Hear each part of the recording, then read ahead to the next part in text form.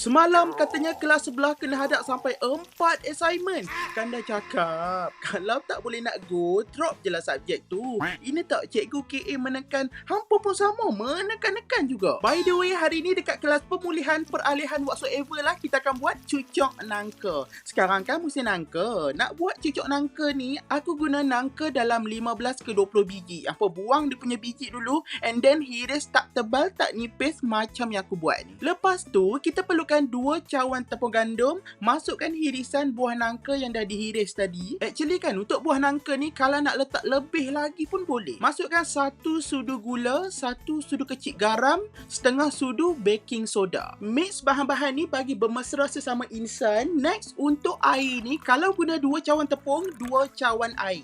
Kacau sampai dapat konsistensi kepekatan pun boleh ubah dimalarkan yang macam ni. Panaskan minyak and dah boleh start menggoreng. Nak jemput-jemput pakai tangan pun boleh ataupun pakai sudu je lah. Senang. Goreng sampai golden brown macam ni. Nanti dia akan tukar colour lagi gelap tau. Sebab dalam nangka ni ada gula. Ini sangat sedap makan panas-panas sambil layan cerita Sharifah Sakinah tu. Apa tu? Yang penyondol apa benda tah? Entahlah.